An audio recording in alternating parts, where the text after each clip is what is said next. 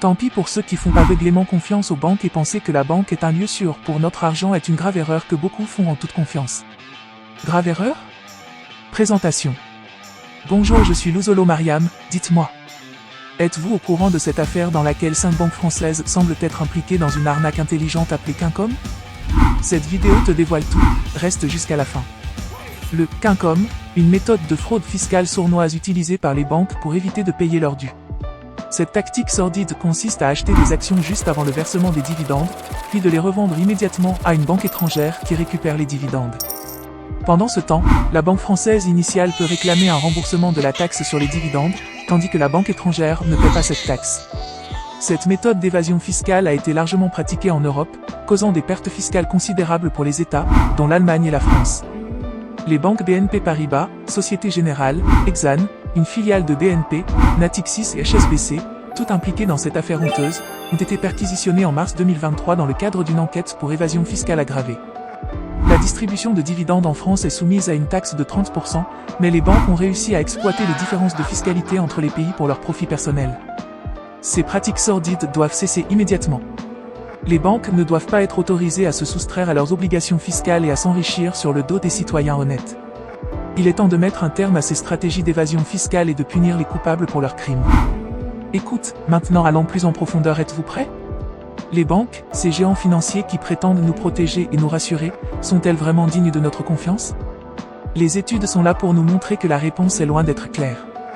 D'un côté, nous avons un sondage de YouGov qui a révélé que la confiance entre les banquiers et les clients est rompue.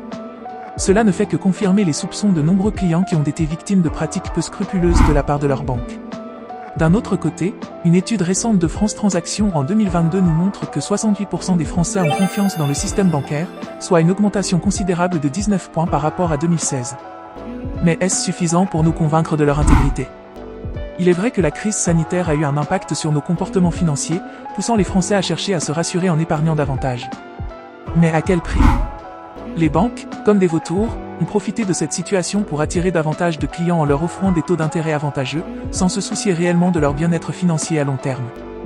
En fin de compte, la confiance des Français envers les banques est une question cruciale qui doit être abordée avec prudence.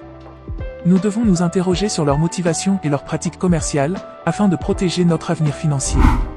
Nous devons être vigilants et ne pas prendre la confiance des banques pour acquise, car leur comportement passé montre qu'ils ne méritent peut-être pas notre confiance aveugle. En conclusion, la confiance aveugle envers les banques doit être évitée. En effet, ne soyez pas des pigeons.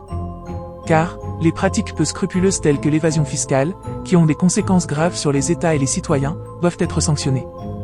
Les crises financières passées, telles que la crise grecque, montrent que les banques peuvent avoir des pratiques irresponsables qui ont des conséquences dramatiques pour l'économie. Il est donc important d'être vigilant comme Timon le suricate et de ne pas prendre la confiance envers les banques pour acquise. Toutefois, il est important de rappeler que la majorité des employés des banques sont honnêtes et responsables. Il est donc possible de continuer à utiliser les services bancaires, à condition de se renseigner sur les pratiques des banques et de choisir des institutions qui ont une réputation positive en matière de respect des lois et des obligations fiscales. J'espère que la vidéo vous a été informative et instructive. Merci d'avoir suivi jusqu'à la fin, laissez un pouce bleu et abonnez-vous. On se retrouve pour une prochaine vidéo.